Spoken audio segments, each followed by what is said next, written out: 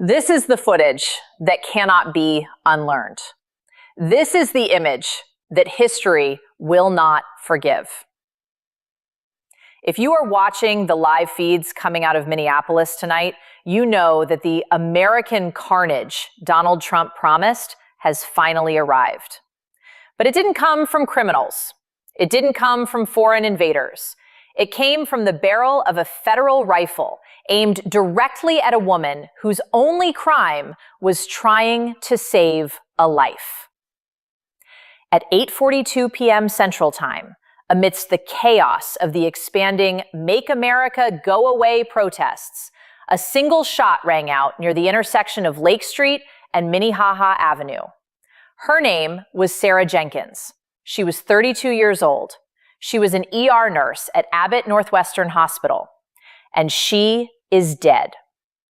Shot in the neck by what witnesses are identifying as a member of the Federal Rapid Response Team, the shadowy, militarized unit deployed by President Trump yesterday to crush the dissent. This wasn't a stray bullet.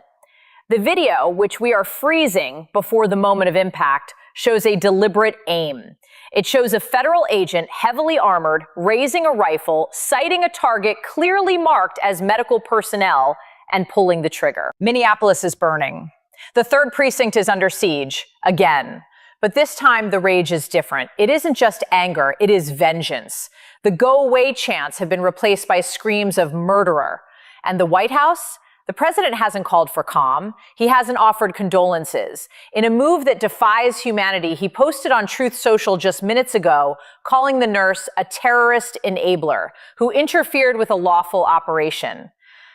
In this emergency deep dive broadcast, we are going to reconstruct the execution of Sarah Jenkins. We are going to expose the identity of the federal unit responsible, a unit operating with essentially zero oversight.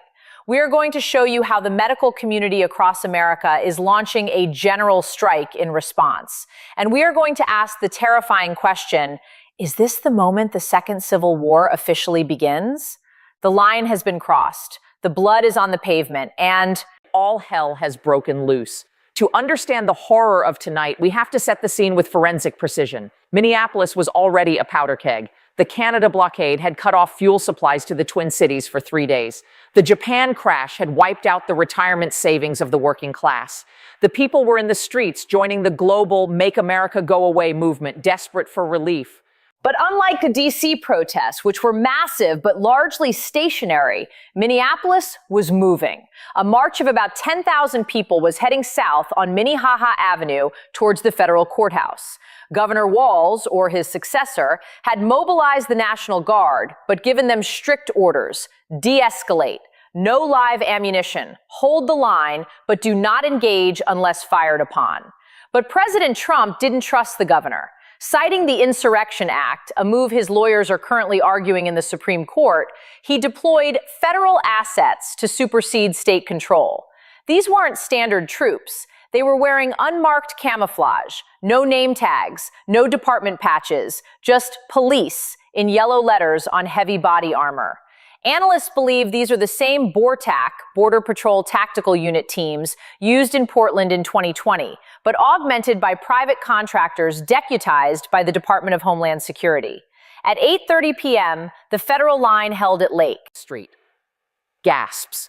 They fired tear gas canisters not into the ground to disperse the crowd, but directly at head level. This is a lethal tactic prohibited by most police departments, but standard for military engagement. Whispers. One canister hit a 19-year-old protester in the chest. He went down, convulsing, his ribs likely shattered. Sarah Jenkins, who had just finished a 12-hour shift at Abbott Northwestern and joined the march still in her scrubs, ran forward. She had a distinct red cross taped to her backpack. She was doing what nurses do, running toward the pain. She raised her hand. She shouted, "Medic! Medical emergency! Don't shoot!"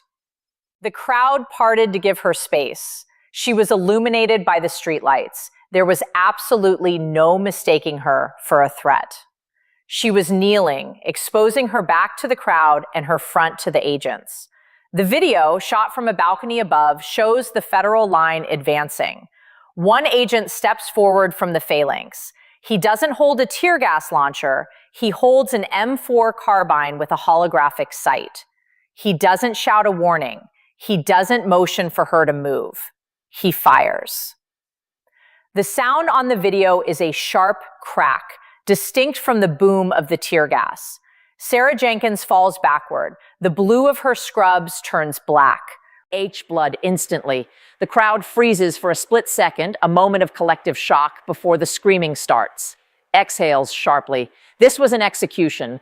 Under the Geneva Convention, shooting marked medical personnel is a war crime. Tonight, the U.S. government committed a war crime on its own soil. We need to talk about who they killed, because the White House propaganda machine is already trying to smear her.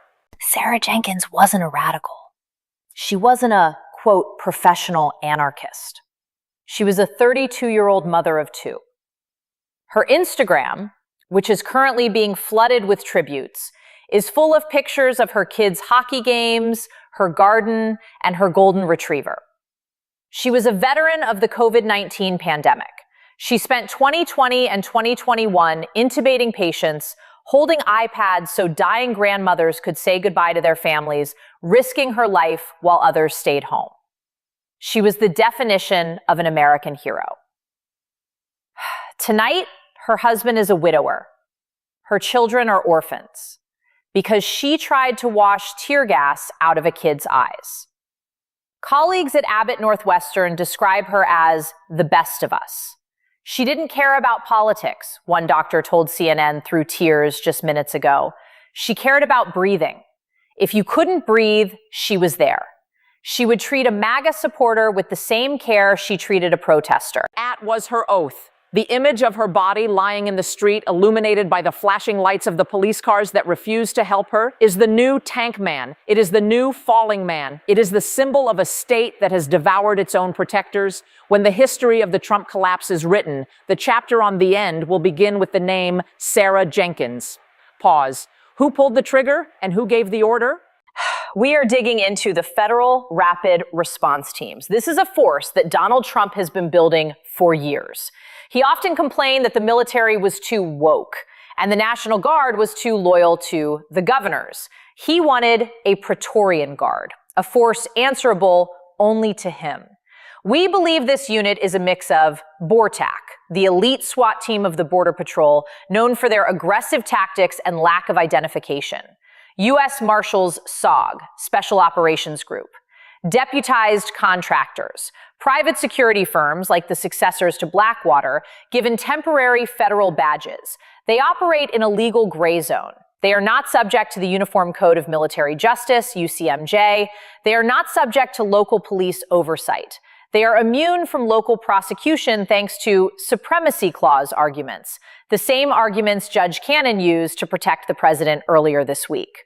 President Trump has emboldened them. In speeches leading up to this week, he told them, shouting, "Don't be too nice, take the gloves off. These people hate your country. They are trying to destroy our heritage." He dehumanized the protesters. He called them vermin and enemies within.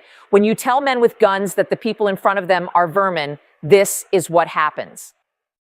The agent who shot Sarah Jenkins likely believes he will be pardoned. He likely believes he is a patriot, protecting the homeland from an insurgency. That is the terrifying power of the president's rhetoric. It turns murder into duty. If the shooting was a tragedy, the president's response was an atrocity. At 9:15 p.m., as the news was breaking and the video was reaching millions of views, the press secretary could have issued a standard statement. "We are investigating. It is a tragedy. We call for calm." Instead, the president grabbed his phone. His Truth Social post read, "The fake news is crying about a nurse in Minneapolis. She was a rioter. She was shielding terrorists who were attacking our brave federal officers. If you stand with the mob, you pay the price. Law and order must be maintained. We will not surrender our streets to anarchy. Minneapolis will be tamed." Tamed. He talks about an AM. American city like it is a wild animal. He talks about a dead nurse like she is an enemy combatant.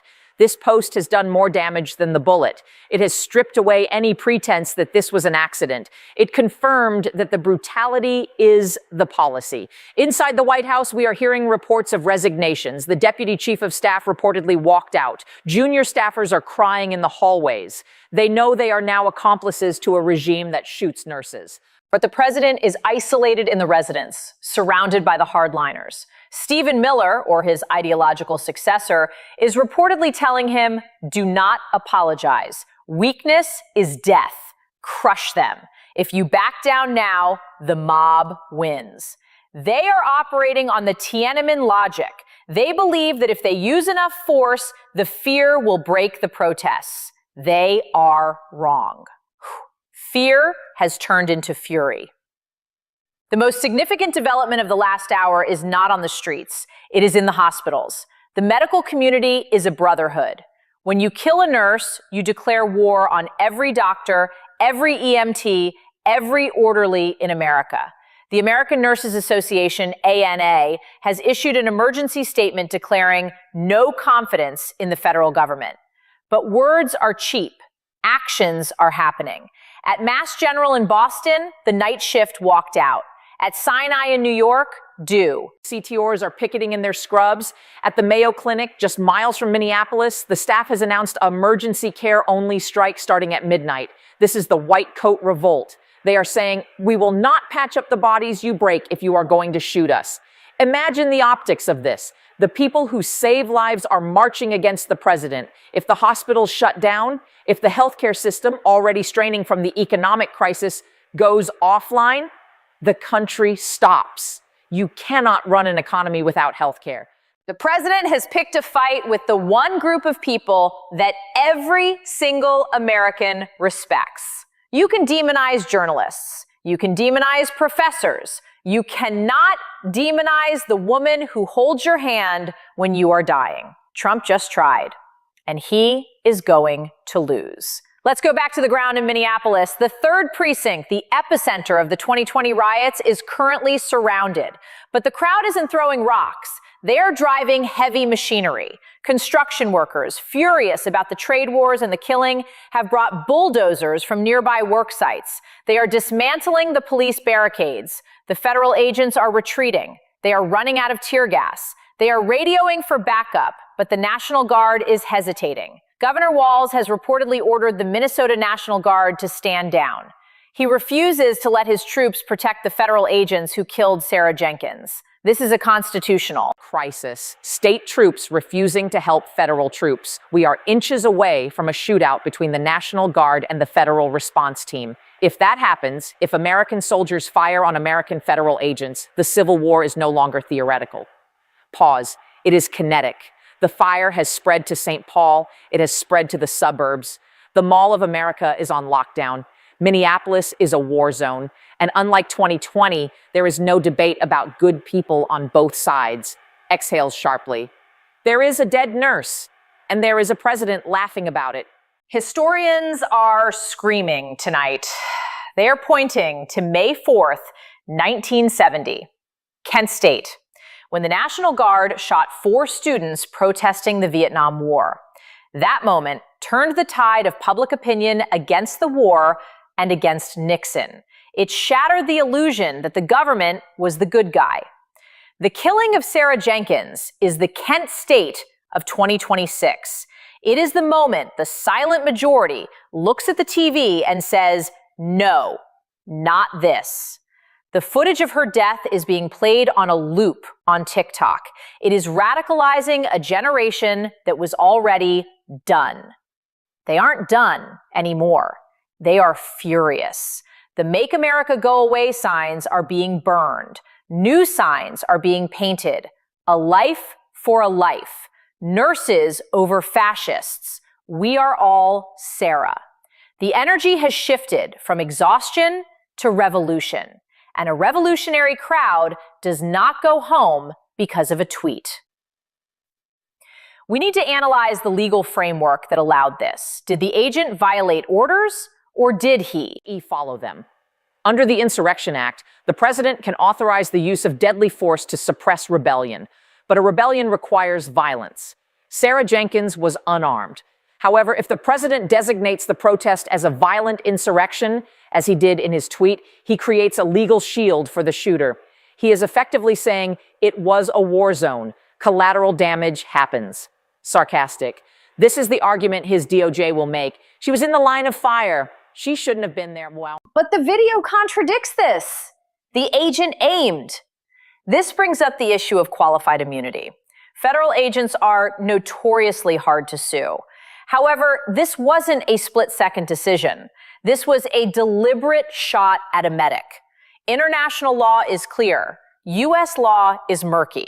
But the court of public opinion has already reached a verdict. Guilty. Here is the twist the White House didn't expect. The Minneapolis Police Department, MPD, is staying in the precinct. They are not engaging the crowd. Why? Because the federal agents didn't coordinate with them.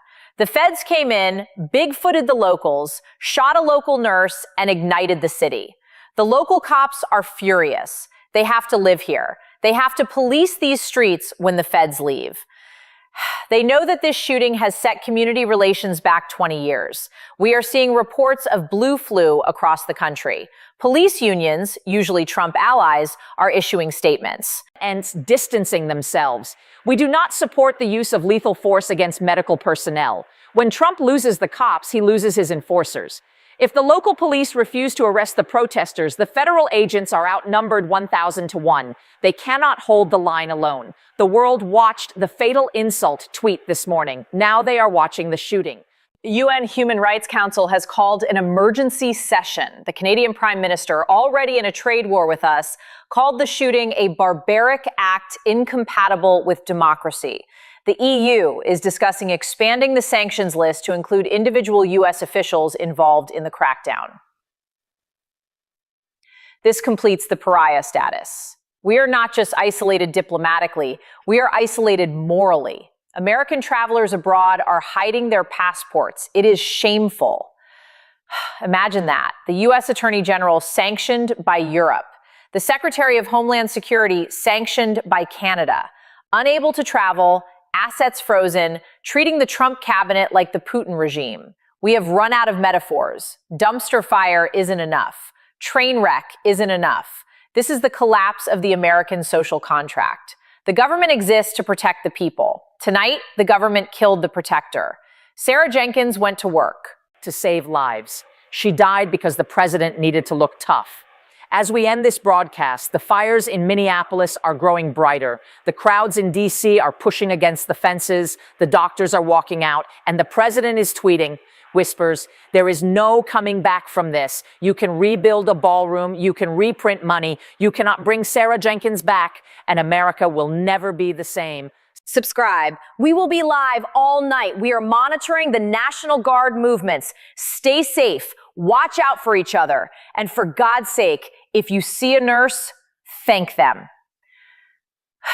We must look forward to the political impact. The midterms are 10 months away. Before tonight, the GOP was fearing a wipeout due to economics. Now, they are fearing extinction.